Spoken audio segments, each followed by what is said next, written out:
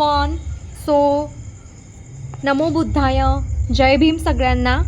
आणि आज आपण धम्म म्हणजे काय पार्ट 2 हा टॉपिक घेणार आहोत. आणि यस, मला एक कमेंट आली होती की उच्चार बरोबर नाही आहे म्हणून. तर आय होप की मी या व्हिडिओजमध्ये क्लिअर प्रोनाऊन्सिएशनसाठी प्रयत्न करेल. सो आपला जो पॉईंट आहे तो 4, तृष्णेचा त्याग म्हणजे धम्म होय. धम्मपदामध्ये भगवान बुद्ध म्हणतात, सर्वात अधिक लाभदायक गोष्ट म्हणजे आरोग्य आणि सर्वात मूल्यवान धन म्हणजे संतोष. या संतोषी वृत्तीचा अर्थ दीनपणा किंवा परिस्थिती पुढील शरणागती हा नव्हे, कारण तसा अर्थ करणे भगवान बुद्धाच्या शिकवणी विरुद्ध ठरेल. निर्धन लोक धन्य आहेत असे भगवान बुद्धांनी कधीही म्हटले नाही. पीडितांनी आपली परिस्थिती सुधारण्यासाठी प्रयत्न करू नये असे भगवान बुद्धांनी कधीही सांगितलेले नाही. उलट ते ऐश्वर्याचे स्वागतच करतात. दीनपणे प्राप्त परिस्थितीत खितपत पडण्यापेक्षा वीर्याने म्हणजे उत्साहपूर्वक सातत्याने ती परिस्थिती बदलण्याचा ते उपदेश करतात. जेव्हा भगवान बुद्ध म्हणतात की संतोष हे सर्वश्रेष्ठ धन होय, तेव्हा त्यांच्या म्हणण्याचा अर्थ एवढाच की माणसाने अमर्याद अशा लोभाच्या अधीन होऊ नये. भिक्खू रठ्ठपाल म्हणतात, माझ्या समोर कित्येक श्रीमंत मनुष्य आहेत की ते मूर्खपणाने यत्किंचितही दान न करता केवळ धन जमविण्याच्या उद्योगात गर्क असतात. त्यांची तृष्णा कधीही शमत नाही. ज्या राजांची राज्ये समुद्रापर्यंत पसरलेली असतात त्यांच्याकडे पाहावे तर आपले साम्राज्य समुद्रापलीकडे फैलवण्यासाठी सारखे धडपड करत असतात. प्राप्त आहे त्यापेक्षा अधिक प्राप्त व्हावे अशी इच्छा करीत राजे आणि त्यांची प्रजा या पृथ्वी तलावरून नाहीशी होते. पाहिजे होते ते मिळाले नाही या विचारातच त्यांचा देह त्याग घडतो. काम भोगाचे पुरेपूर माप कोणाच्याच पदरात पडत नाही. महानिदान सुक्तांत भगवान बुद्धांनी आनंदाला लोभ संयमनाची महती सांगितली आहे. तेथे ते म्हणतात, आनंदा लाभाच्या इच्छेने तृष्णा निर्माण होते आणि जेव्हा त्या इच्छेने मालमत्ता मिळवण्याच्या इच्छेत पर्यावसान होते आणि जेव्हा ही स्वामित्वाची इच्छा मिळवलेली हातातून निसटू द्यायचे नाही असा चिवटपणा धारण करते, तेव्हा त्या इच्छेला लोभ म्हणतात. लोभ अथवा अमर्याद धनसंग्रहाच्या इच्छेसंबंधी सतत सावध राहण्याची आवश्यकता आहे. या तृष्णेला किंवा लोभाला संयत ठेवण्याची काय आवश्यकता आहे? भगवान बुद्ध स्थविर आनंदांना सांगतात, पुष्कळच वाईट आणि दृष्ट गोष्टींचा त्याच्यापासून उद्भव होतो. मारामारी होते, आघात होता, झगडे होतात, वादप्रतिवाद होतात, भांडणे होतात, निंदा होते आणि असत्य बोलणे सुद्धा होते. या सर्वांचे मूळ तृष्णा अथवा लोभ यात आहे. वर्ग कलहाचेही यथायोग्य विश्लेषण आहे, यात कसलीही शंका नाही. म्हणूनच भगवान बुद्धांनी लोभ आणि तृष्णा या आपल्या काबूत ठेवल्या पाहिजे या शिकवणुकीवर भर दिला आहे. पॉईंट नंबर 5 आहे, सर्व संस्कार अशाश्वत आहे असे मानणे म्हणजे धम्म होय. अनित्यतेच्या सिद्धांताला 3 पैलू आहेत. अनेक तत्वांनी बनलेल्या वस्तू अनित्य, व्यक्तिगत रूपाने प्राणी अनित्य आहे. प्रतित्य समुत्पन्न वस्तूचे आत्मतत्व अनित्य आहे. अनेक तत्वे मिळून बनलेल्या वस्तूंच्या अनित्यतेची गोष्ट बुद्ध तत्ववेत्ता असंग याने चांगल्या प्रकारे स्पष्ट केली आहे. असंग म्हणतो, सर्व वस्तू या हेतू आणि प्रत्यय यांमुळे उत्पन्न होतात. त्यांना त्यांचे असे अगदी स्वतंत्र अस्तित्व नसते. जेव्हा हेतू प्रत्ययांचा उच्छेद होतो तेव्हा वस्तूंचे अस्तित्व उरत नाही. सजीव प्राण्याचे शरीर म्हणजे पृथ्वी, आप, तेज, वायू या 4 महाभूतांचा परिणाम होय. आणि या 4 भूतांचे पृथक्करण झाले की हा प्राणी म्हणून उतरत नाही. अनेक तत्वे मिळून झालेली वस्तू अनित्य आहे आणि ह्या वचनाचा अभिप्राय वरील प्रकाराचा आहे. सजीव प्राण्याच्या अनित्यतेची सर्वश्रेष्ठ व्याख्या कशी करता येईल? तो नाही, तो होत आहे, तो घडत आहे. बीइंग इज अ बिकमिंग हा शब्दात करता येईल. या अर्थाने पाहिले असता जो प्राणी भूतकाळात जीवन व्यतीत करीत होता तोच प्राणी वर्तमान काळात करीत नाही आणि तोच भविष्य काळात करणार नाही. भविष्यकाळी जो प्राणी असेल तो पूर्वी नव्हता आणि तो आजही नाही. वर्तमान काळी जो प्राणी आहे तो पूर्वी नव्हता आणि पुढेही तोच असणार नाही, कारण प्रतिक्षणी बदल होत असतो. थोडक्यात सांगायचे झाल्यास मनुष्य प्राणी हा निरंतर परिवर्तनशील आणि निरंतर संवर्धनशील आहे. आपल्या जीवनाच्या कोणत्याही 2 क्षणी तो तोच असू शकत नाही. अनित्यतेच्या सिद्धांताचा तिसरा पैलू सामान्य माणसाला समजायला थोडा कठीण आहे. प्रत्येक सजीव प्राणी ना केव्हा तरी मरणार हे समजायला सोपे आहे, परंतु तो जिवंत असताना सारखा बदलत आहे किंवा घडत आहे हे समजवायस तेवढे सोपे नाही. हे परिवर्तन कसे शक्य आहे? याला भगवान बुद्धांचे उत्तर असे, सर्वच अनित्य असल्यामुळे हे शक्य आहे. ह्याच अनित्यतेच्या विचारसरणीतून पुढे शून्यवादाचे रूप उदयास आले. बौद्ध शून्यवाद म्हणजे पूर्णपणे निषेध नव्हे, अनास्तित्ववाद आणि म्हणजेच की अन प्लस अस्तित्ववाद नव्हे. याचा अर्थ एवढाच की या ऐहिक जगात प्रतिक्षणी परिवर्तन चालू असते. शून्यतेमुळे जगात सर्व अस्तित्व शक्य होते. ही गोष्ट फार थोड्यांच्या लक्षात येते. शून्यतेशिवाय जगात काही शक्य नाही झाले नसते. तर सर्व वस्तूंच्या स्वभावाच्या अनित्यतेवरच इतर दुसऱ्या गोष्टी अवलंबून आहेत. जर वस्तू सतत परिवर्तनशील नसत्या तर नित्य व अपरिवर्तनशील असत्या तर एक स्वरूपातून दुसऱ्या रूपामध्ये जीवनाचे ते उत्क्रमण होते आणि सजीव वस्तूंचा तो विकास चालला आहे, तो थांबलाय, विकास होणे थांबले असते. कोणत्याही वस्तूमध्ये कसलाही परिवर्तन झाले नाही, कुणाचीही कसलीही उन्नती होणे शक्य झाले नसते. जर मनुष्य प्रणाली मरणशील अथवा परिवर्तनशील नसता आणि एकाच स्थितीत जशाच तसा राहिला असता तर काय परिणाम झाला असता? असे झाले असते तर मानव जातीची प्रगतीच खुंटली असती. शून्य म्हणजे अभाव असे मानले तर मोठीच विकट परिस्थिती उद्भवते.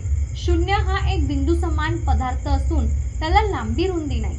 भगवान बुद्धांचा उपदेश असा की सर्व वस्तू अनित्य म्हणजेच की परिवर्तनशील आहे.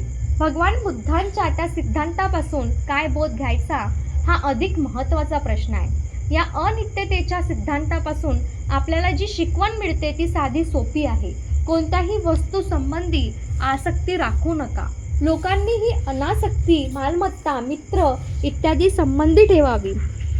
अनासक्तीचा अभ्यास करण्यासाठीच भगवान बुद्धांनी म्हटले की सर्व वस्तू अनित्य आहेत. ठीक आहे. पॉईंट नंबर 6, कर्म हे जगातील नैतिक व्यवस्थेचा आधार आहे हे मान्य म्हणजे धम्म होय. हा पार्थिव जगात एक प्रकारची सुव्यवस्था आहे, नियम आहे. खालील घटनांनी ती सिद्ध होते. आकाशातील ग्रहगोलांच्या व नक्षत्रांच्या चलनवलनात एक प्रकारची सुव्यवस्था नियम आहे. ऋतुचक्रांमध्येही सुव्यवस्था नियम आहे.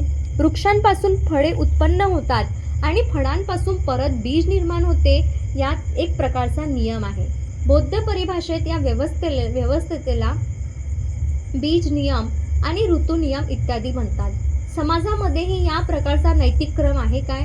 जर तो असेल तर तो कसा उत्पन्न झाला? तो नियम कसा राखला जातो? जे ईश्वराच्या अस्तित्वावर विश्वास ठेवतात त्यांना या प्रश्नाचे उत्तर देणे कठीण नाही. त्यांचे उत्तर सरळ आहे. ते म्हणतात संसाराचा नैतिक क्रम हा ईश्वराच्या इच्छेने परिणाम होय. ईश्वराने संसार निर्माण केला आहे आणि ईश्वर हाच या संसाराचा कर्ता धर्ता आहे. तोच भौतिक आणि नैतिक नियमांचा कर्ता देखील आहे. त्यांच्या मते नैतिक नियम माणसाच्या भल्यासाठी असतात कारण ते ईश्वरी आज्ञास्वरूप आहेत. माणसाला आपल्या निर्मात्या ईश्वराची आज्ञा पाळणे क्रमप्राप्तच आहे आणि ईश्वराच्या आज्ञेच्या परिपालनाने जगाचा हा नैतिक क्रम चालू राहतो. जी नैतिक व्यवस्था आहे ती ईश्वरी इच्छेचा परिणाम आहे असे मानतात. त्याचे विचार वरीलप्रमाणे असतात, परंतु ही व्याख्या मुळीच समाधानकारक नाही. कारण ईश्वर हा नैतिक नियमाचा जनक असेल, ह्या नैतिक नियमांचा आरंभ आणि अंत देखील तोच असेल आणि माणसाला ईश्वराची आज्ञा पाळण्यापासून सुटका नसेल तर या संसारात इतकी नैतिक अव्यवस्था आणि अराजकता का आढळते? या ईश्वरी नियमाच्या मागे अशी कोणती शक्ती आहे? या ईश्वरी नियमांचा व्यक्तींवर कोणता अधिकार आहे? हे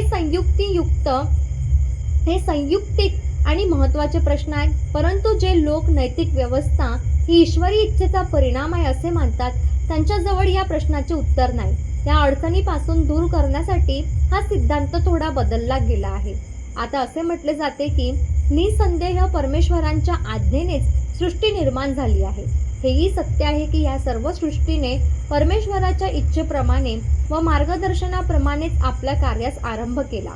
हेही खरे आहे की त्याने त्या सर्व सृष्टीला एकदाच कायमची गती शक्ती दिली आणि तीच त्या विश्वाच्या सर्व क्रियाशीलतेचे मूळ आहे. परंतु त्यानंतर ईश्वराने सृष्टीला प्रारंभी जे नियम घालून दिले आहेत त्या नियमानुसार कार्य करण्याचे स्वातंत्र्य बहाल केले आहे.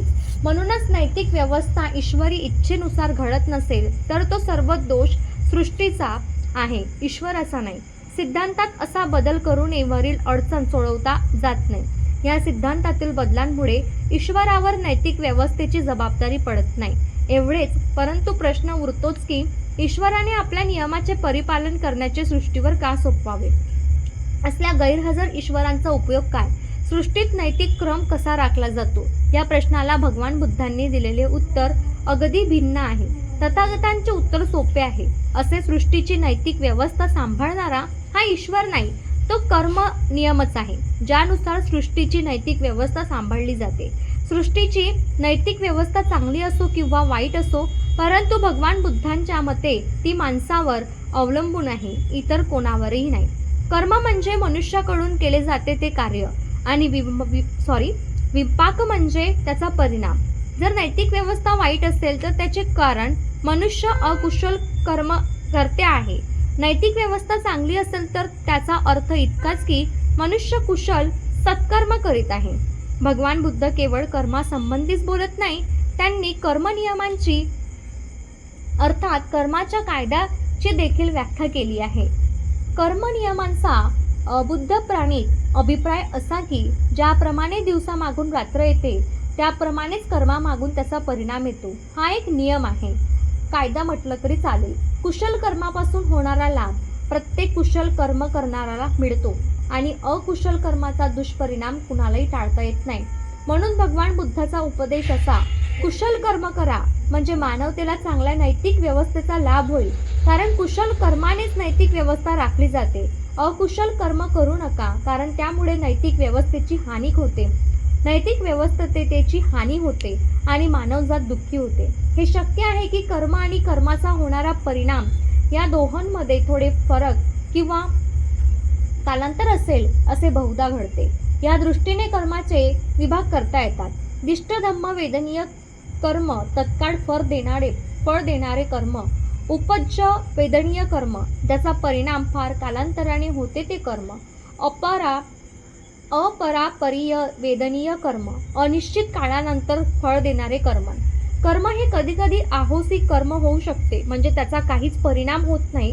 आहोसी कर्मामध्ये ज्या कर्माचा ज्याच्या अंगच्या दुर्बलतेमुळे विपाक अथवा परिणाम होत नाही किंवा जीवनातील अन्य सबळ कर्मामुळे ती खारीज होतात, अशाचा समावेश होतो. या सर्व गोष्टी विचारात घेऊन भगवान बुद्धांनी हा उपदेश आपल्या मूळ स्थानी योग्य ठरतो की कर्माचा नियम अनिवार्य आहे.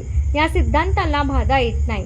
कर्माचा विपाक फक्त कर्त्यालाच भोगावा लागतो, याशिवाय दुसरा त्यात काहीच आशय नाही.